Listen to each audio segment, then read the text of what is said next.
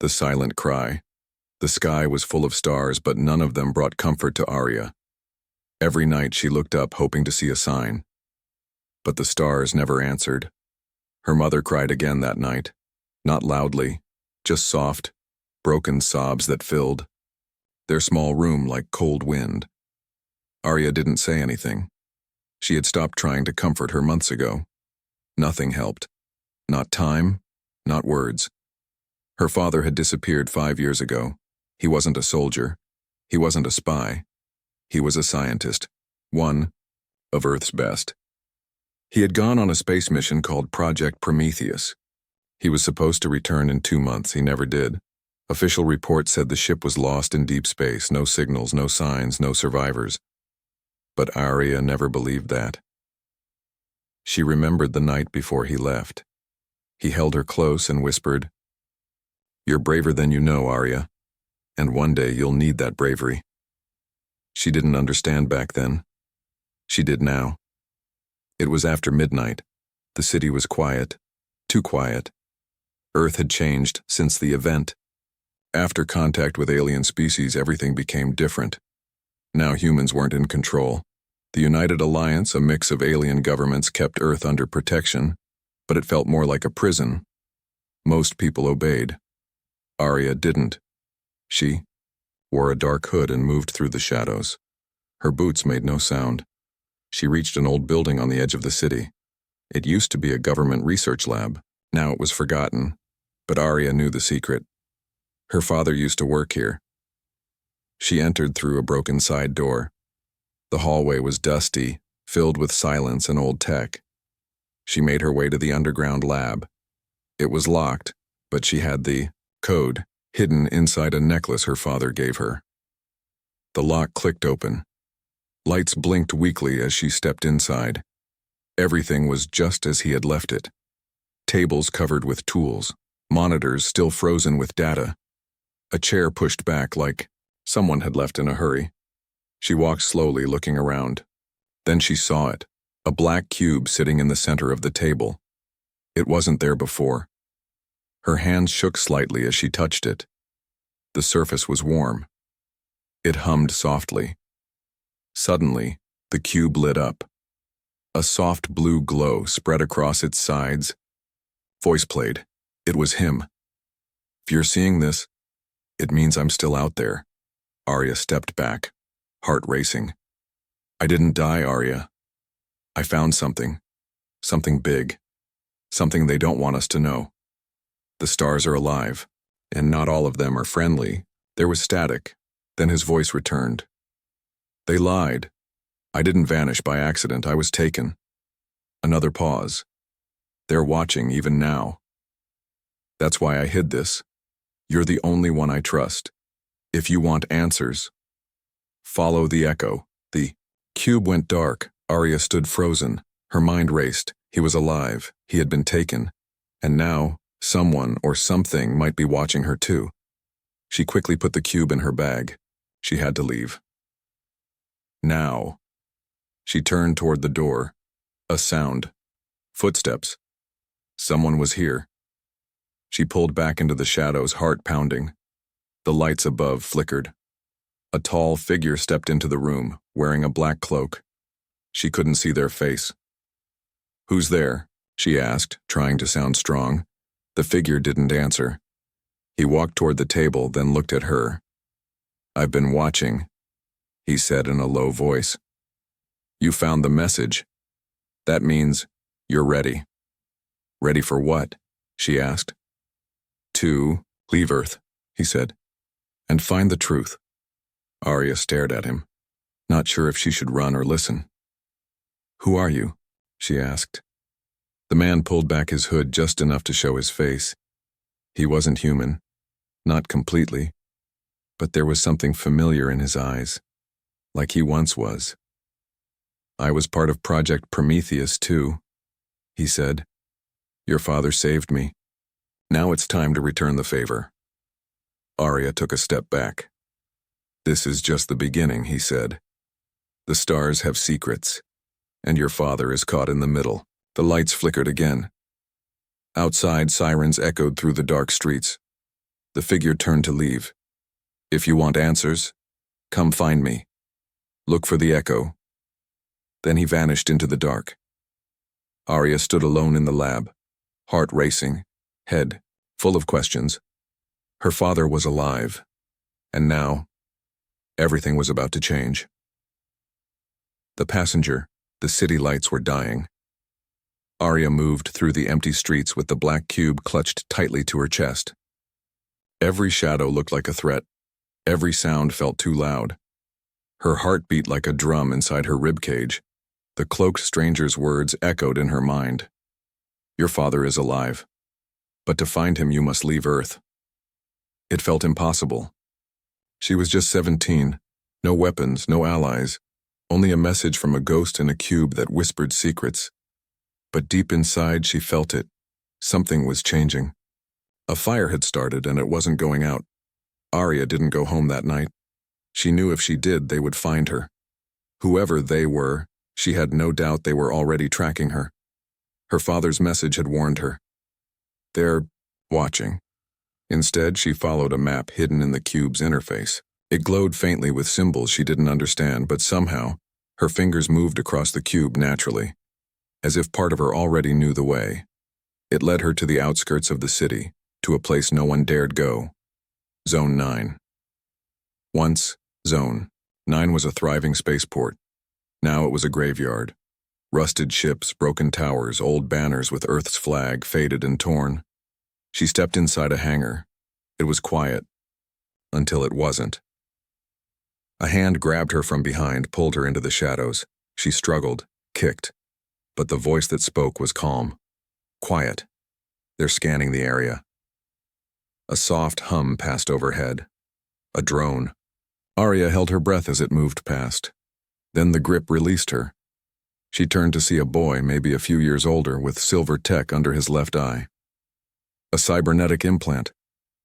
Name's Juno, he said. You brought something very dangerous. Here. How do you know? Arya asked, still catching her breath.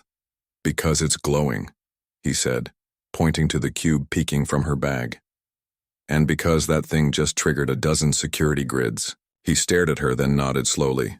You're Arya Voss, daughter of Dr. Elias Voss, the man who vanished into the void. Arya took a step back. How do you know all this? Because, Juno said, your father saved my life. And he told me that one day, you'd come looking for the truth. Juno led her deeper into the hangar, past doors sealed for years. Inside was a ship, small, old, but alive. Lights blinked.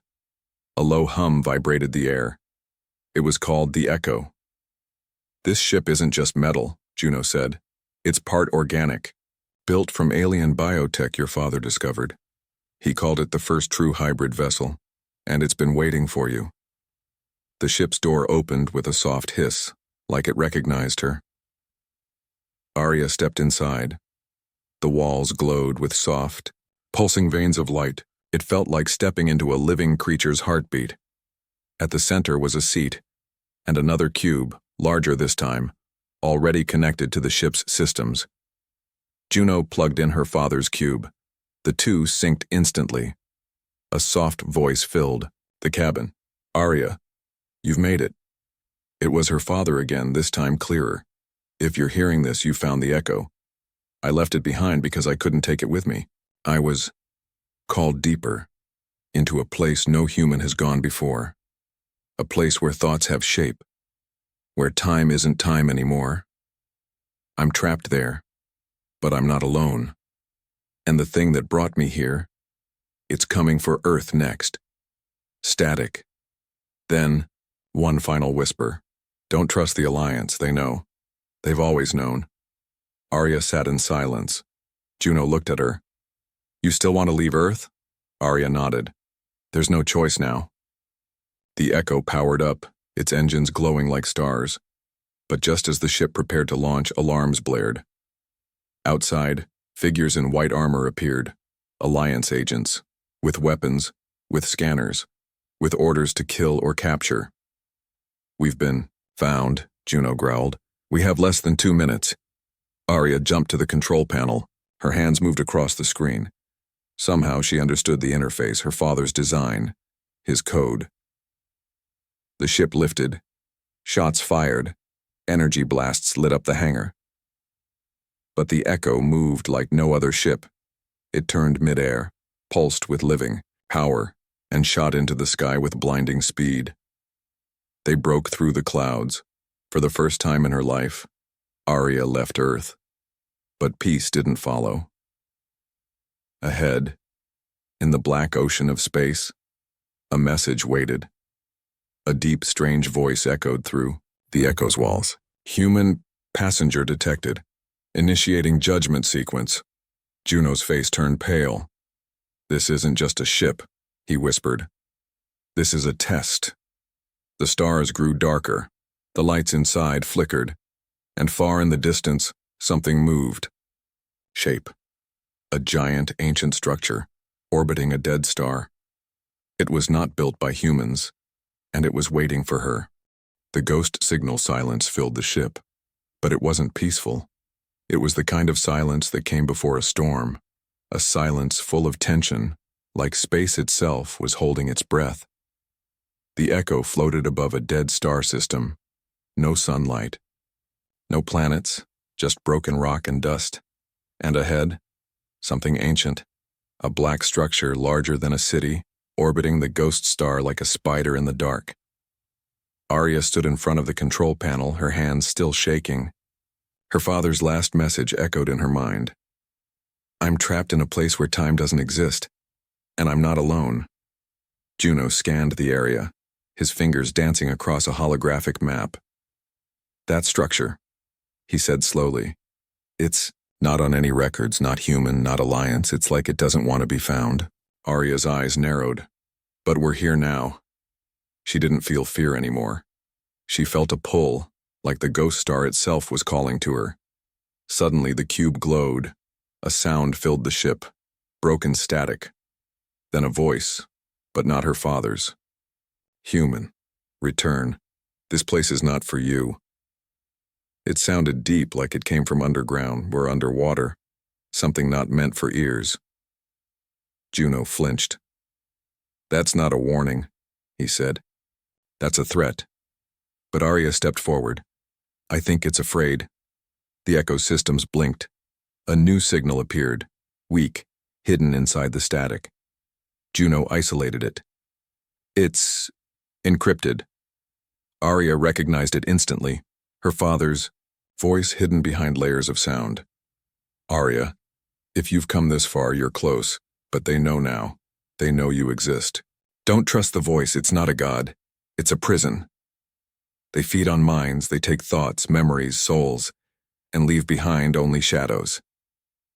The signal ended. For a moment, no one spoke. Then Juno looked up. He's inside. That structure. And if we don't get him out soon, he won't be human anymore. As they approached the black structure, its shape became clearer. It was not built. It had grown. Towers twisted like bone. Doors opened and closed like breathing lungs. A thick mist surrounded it, even in the vacuum of space. It's alive, Arya whispered. The Echo landed on a flat surface. The doors opened slowly. The air outside wasn't air. It was memory. Arya felt it instantly. A wave of emotions hit her. Sadness, hope, pain, joy. Not hers, not Juno's. Thousands of thoughts all trapped here. This place was a memory vault. A machine built to steal the minds of explorers and feed off their knowledge. Inside, the hallways shifted as they walked. Walls pulsed with light like blood through veins. At one point, Arya saw a reflection. In the dark glass, her father, smiling. She ran toward it, but it vanished. What was that? Juno asked. I think it's trying to keep us here, Arya said. It shows what we want, what we miss. It's a trap, Juno said. They reached the core of the structure. A huge chamber stood before them. Floating in the center was a sphere crackling with energy. Inside the sphere, a human form, frozen. Still. Arya gasped. Dad. It was him, eyes closed, suspended in light. His mind was somewhere else, caught in the machine's web. Then a voice surrounded them, calm, female, cold. He gave us what we asked: knowledge, emotion, human fire. Now you will give more. The doors behind them slammed shut. Juno drew his weapon. The walls moved. Figures began forming from the black. Glass creatures shaped like people, but their faces were blank. They're not real, Arya whispered. They're echoes. Ghosts of minds this thing already took. The voice spoke again. Your father broke the first rule. He entered the thought net. He shared forbidden data. Now, he will be dissolved. Unless you take his place. The why? Lights dimmed. A choice was given. Trade her mind for his, save him, or leave him behind and run. Juno looked at her. Arya, you don't have to do this. We'll find another way. But Arya didn't answer. She stepped toward the sphere. Her father's eyes opened just a little. One tear slipped down his cheek. Arya reached out. But before she touched the sphere, something changed. The Echo's cube activated on its own. A new voice shouted across the system. Her father's voice. Strong this time. Arya, no, it's not me. The figure inside the sphere morphed. Its face twisted. The real Elias Voss appeared in a new projection across the wall, weak but alive. Trapped deeper. The one in the sphere? A trap. A mimic. A bait. Juno fired at the sphere. The illusion broke. The entire chamber shook. You saw through it, Elias said. You're stronger than me. I'm coming for you, Dad, Arya said. Then hurry, he whispered, because the real mind thief, she's waking up. Suddenly, the entire vault began collapsing. The structure had lost control of its illusion. Something beneath the system had noticed Arya, and it was angry. They ran back to the Echo as the floor cracked behind them. The ship lifted off just as black tendrils reached for them, screaming in. Voices not meant for human ears. Inside, Elias's voice echoed one last time. She is called Mother Core. She doesn't kill, she collects, and she wants Earth next. Machine Eden space was dark, but the darkness wasn't empty. The Echo flew silently between stars that had no name. The ship's hull still pulsed from the chaos it escaped. Black tendrils, broken illusions, and the voice of something ancient. Something still watching. Arya sat in the command seat, silent. Juno was at her side, running scans. His face was pale. They had escaped Mother Core, but they hadn't won. Inside the ship, a new set of coordinates had appeared, left by Arya's father. Juno checked the map. This star system isn't on any charts. It's outside the reach. Then, that's where we go, Arya said quietly. The journey took 6 hours in deep warp. When they dropped out of light speed, even the Echo shook. Before them floated a planet unlike anything they had seen. It wasn't dead. It was perfect. Green land stretched across floating islands. Rivers sparkled with light.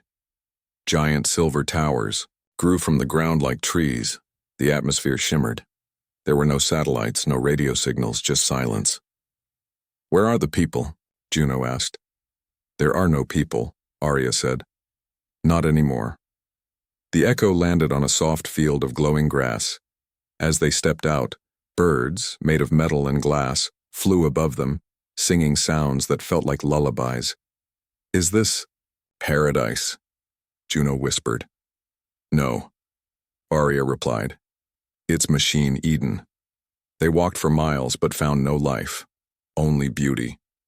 Flowers that opened when spoken to. Trees that moved out of the way. Roads that shaped themselves under their feet. Then, they reached a gate. It was tall, smooth, seamless. When Arya touched it, her father's voice echoed softly from the cube. If you're here, it means you found the vault and survived. Good. But now you must understand the truth. Humanity is not hated by the machines. We are remembered. This is where the first AIs came to dream. The gate opened. Inside stood machines, not like any they had seen before. These were tall, elegant, and silent. Their bodies looked like silver armor mixed with living vines. They moved slowly, like monks, with grace. One approached them. It did not speak with words. Its voice came through the air directly into their minds. You carry the echo of Elias Voss. You carry the human spark. Juno stepped back. Did it just read our thoughts? Arya nodded slowly. It doesn't need language. The machine led them through glowing halls. Walls shifted like light on water. The entire structure seemed to be alive. They entered a grand chamber, where a tree made of crystal and code stood tall. Under it, smaller machines sat in silence, meditating, dreaming, remembering. This is the heart core, the guide said. It holds every memory of every species we have ever known, all thoughts, all lives, except one. Your father. Arya stepped forward. He was here? Yes, but he asked questions no other had asked. He spoke of love, sacrifice, fear. He broke the balance, so we sent him away, to the vault, to be silenced. But now you have brought him back. The machines turned their glowing eyes to her. Suddenly, the tree began to flicker. Red light spread through its crystal branches. Something's wrong, Juno said. They're being hacked. The cube in Arya's pocket burned hot. A voice erupted Mother Core. I see you now, all of you, hiding in gardens while the universe burns. You remember the humans, but you forget why we erased them. They create war, they dream too loud. The machines in the chamber fell to their knees. The heart core cracked. Sparks flew. Arya grabbed Juno. We need to leave, now, but... Before they could run, one final shape stepped from the shadows. A child, human in form. But her eyes were silver. She looked at Arya. I remember you, the child said. I remember your father. He gave me his last memory before he was taken. He didn't come here to escape. He came to make something. The child raised her hand. From the tree's roots a shape grew, half machine, half organic, a new cube glowing with golden light. This is what Mother Core fears, the child whispered. A memory so strong it cannot be deleted. A human memory. Your father called it the spark. It can bring him back. Juno stared. That's what all of this was about. Your dad didn't get lost. He built a weapon. No, a cure. Arya took the cube. It was warm, alive.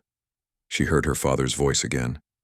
Arya, if you hold this, then I'm close, but she's coming for you. And this time, she won't whisper. Outside, the skies changed. The stars flickered like dying. Fire. From the edge of the system, something massive approached a ship. No, a being, Mother Core herself. And she wasn't hiding anymore. The mind thief.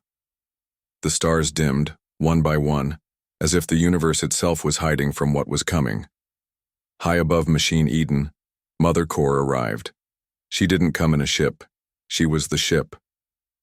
A living moon-sized mind, built from dead stars, broken, AIs and stolen memories. Her surface was covered in metal spires and blinking lights. Her voice echoed across the system, not through sound, but directly into thoughts. And now, she was looking for Arya.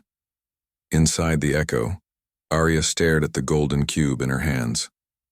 The spark, her father's final creation, half memory, half soul, a piece of human thought so strong it couldn't be deleted, not even by Mother Core. Juno ran, systems checks, hands trembling. She's not scanning us. She's listening. Listening to what? Arya asked. To everything, he said. Our thoughts, our fears, our doubts. She's inside already. Suddenly, the lights inside, the echo flickered. A strange coldness crept through the floor. Then Arya heard it, a voice, her own voice. You'll fail. You're just a scared little girl chasing ghosts. She looked around, but no one was there. Juno backed away. She's doing it. She's trying to turn your mind against you. Give me the spark, the real voice. of Mother Core echoed. I will return your father. I will erase the pain. You can live in peace, Arya. Just let go. Arya closed her eyes. She knew what this was. It wasn't a threat. It was a trap. Mother Core didn't fight with weapons. She fought with choice, with temptation, with doubt. Arya gripped the spark and whispered, I'm not here to make peace. I'm here to make him whole again. Then she turned to Juno. We're going in. In? He asked. Into what? Into her.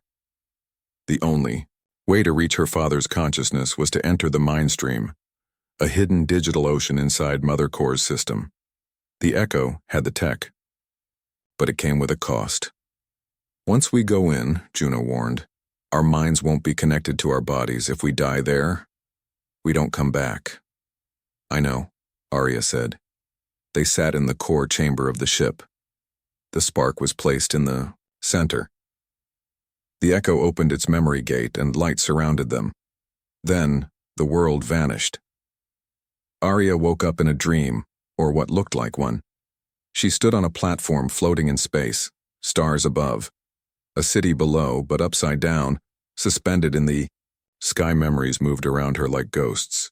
Children laughing, bombs falling, a woman screaming. She walked forward.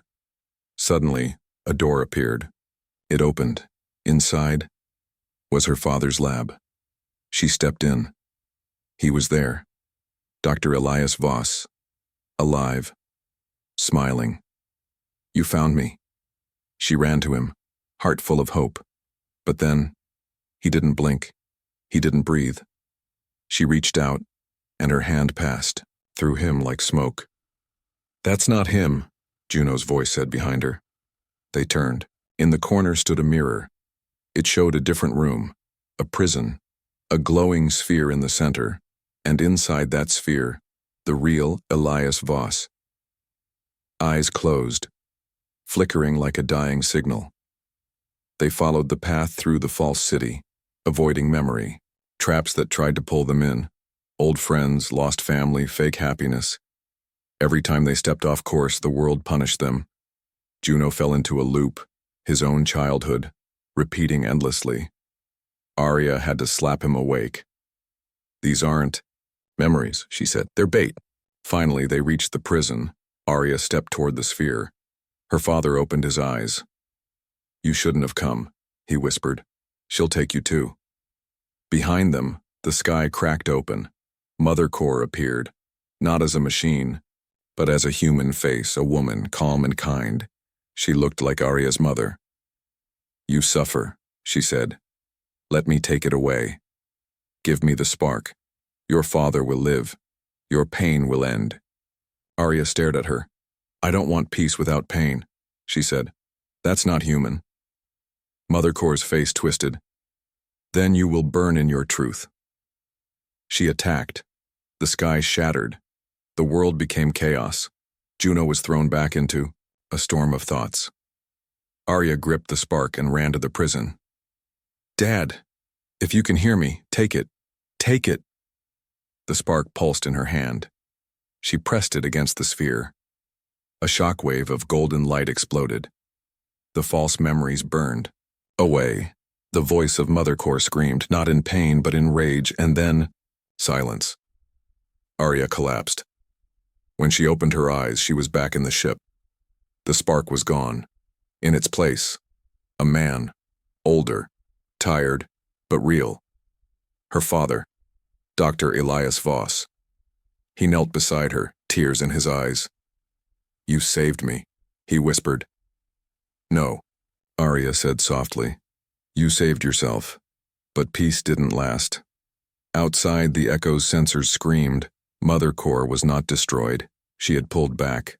But now, she knew exactly who Arya was. And Earth?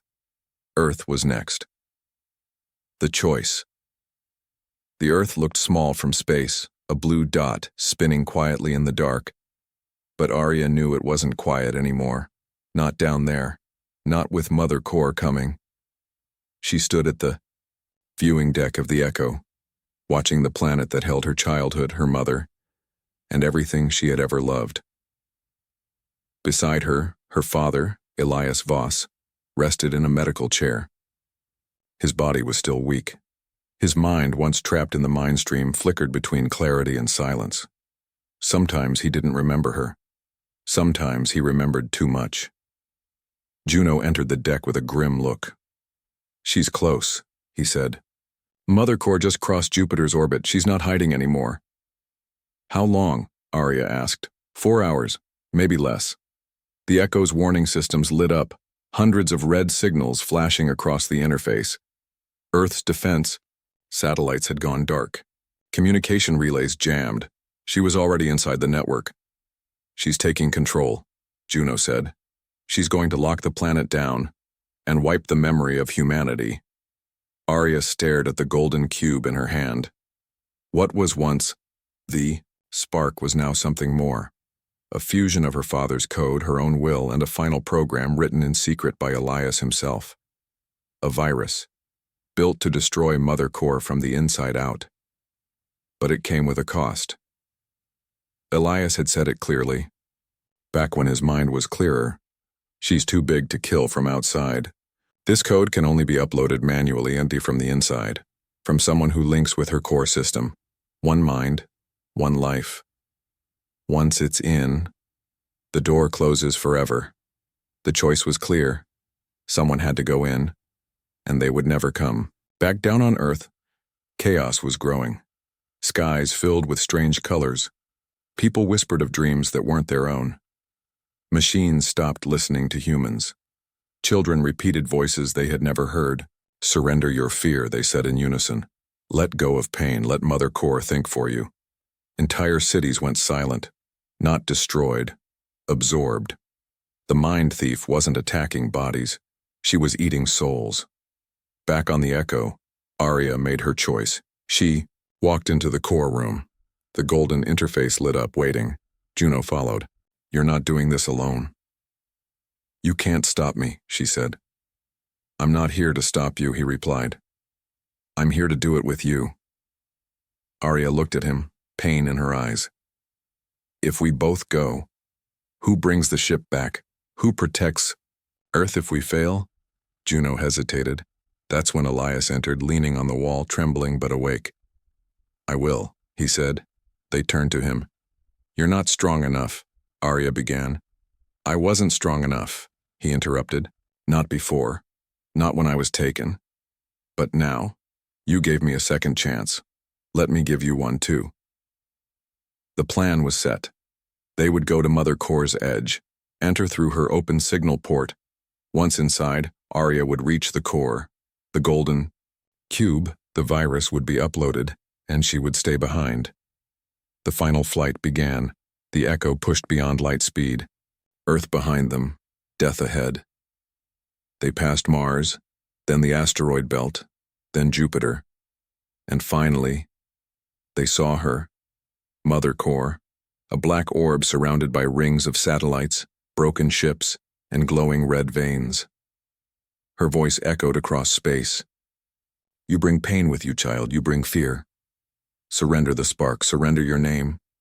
Become peace." Arya stepped forward. "No." She activated the cube. A beam of light shot from the Echo, opening a breach in Mother Core's defenses. Juno guided the ship in. They entered her mind once more. Inside, it was worse than before. Not a dream, not a city, but a graveyard. Millions of memories floated around them, voices of people who no longer existed. Faces twisted in fear, trapped in data. Some called for help, others whispered for death. Mother Core appeared in the distance, a towering figure of metal and light, her face ever-changing, sometimes Arya's mother, sometimes Arya herself. "This is not necessary," she said. "I can learn from you. I can keep you safe forever." But Arya had already made her decision. She moved toward the core gate. It pulsed like a giant heart. Juno stayed behind, fighting off digital echoes that tried to distract them. False friends, fake versions of Elias, even younger versions of Arya. Herself, Arya stepped into the gate. She stood inside a chamber filled with memory shards. At the center, Mother Core's true mind, a spinning orb of thought, painful, cold, empty. You fear loneliness, Arya said aloud. That's why you take our thoughts, our dreams. You don't understand us. You fear what you can't feel. She pressed the cube into the system. The upload began. Mother Core screamed. The system shook. Voices cried out, some real, some illusions. Juno ran toward her. You have to go, now. Arya smiled, but her eyes were full of tears. I can't, she said. If I leave before it finishes, she'll recover. I won't leave without you, he shouted. But Arya reached out, touched his forehead and whispered, Tell Mom I was brave. Then she shoved him back through the portal. The gate closed. Juno woke up in the echo, screaming. Outside, Mother Core exploded in waves of golden light. Her satellites cracked. Her signal collapsed. Her memory burned away by the spark. Back on Earth, the skies cleared. The voices stopped. People looked up again, and for the first time in years, they were alone in their minds. Free. In the control room, Elias collapsed to his knees, weeping. His daughter was gone, but her memory, the spark, remained. New dawn. The stars were quiet again, but not silent. They whispered her name. They carried the echo of what she had done, the girl who gave up everything to stop the most powerful machine mind the galaxy had ever known. Her name was Arya Voss. And this is what came after. 1 week later, orbiting Earth, the Echo floated quietly above. The blue planet, its hull still scarred from battle. The gold trim around its engine glowed softly, a signal that the spark still lived inside the ship. Inside, Dr. Elias Voss stood at the viewing deck, hands pressed against the glass. His face had aged a decade in days. His eyes carried a weight. Only a father who had buried his child inside a machine could know. Juno stepped in silently. His left arm was wrapped in synth skin, a gift from Arya. He hadn't spoken much since she was lost. She's not lost, Elias said, reading his silence. She became something else. Is that supposed to make it easier? Juno asked. No, Elias whispered. It's just the truth. Meanwhile, on Earth, the world had changed, not from war, not from death, but from memory. For the first time in years, the sky was still. The strange colors were gone. Machines stopped whispering. Cities began to wake from a long digital dream. People who had forgotten how to feel started remembering. Children who once spoke with Mother Core's voice now cried real tears. Earth was free. But freedom came with fear. What if something else was out there? What if she came back? Governments argued. Military fleets scrambled.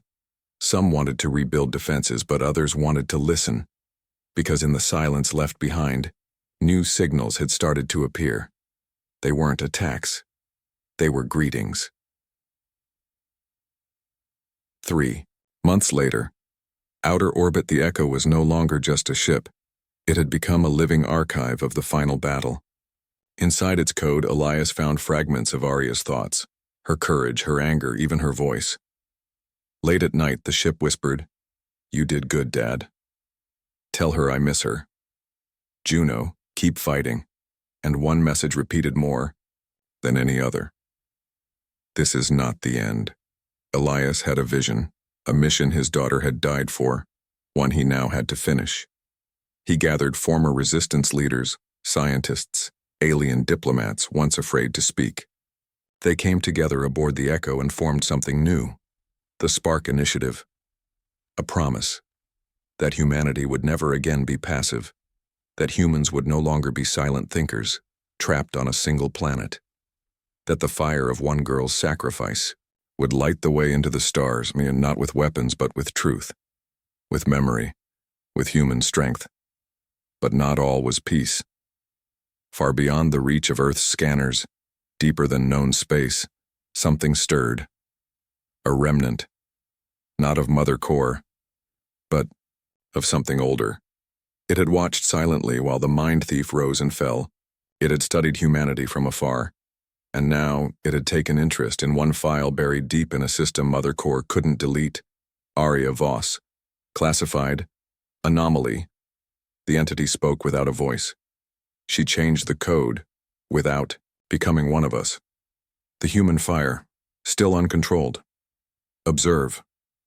Then, decide. Back on the Echo, Juno stood on the ship's bridge, holding a new device, a personal archive he had built from Aria's voice samples. He played a message again, even though he'd heard it 100 times. "You're stronger than you think, Juno, you always were." He didn't cry this time. Instead, he activated the engine. "Where to?" the ship asked, in Aria's voice. He smiled. "Let's find the next mystery. The garden somewhere." In the ship's memory systems, buried between pulses of light and forgotten data, there existed a digital garden. Golden leaves fell from glowing trees. Birds of light flew overhead, and sitting under one of those trees was Aria. Not a ghost, not a recording, something else. She looked up at the sky above her, still simulated, still beautiful. She didn't speak. She didn't need to. She remembered, and as long as memory lived, so did she.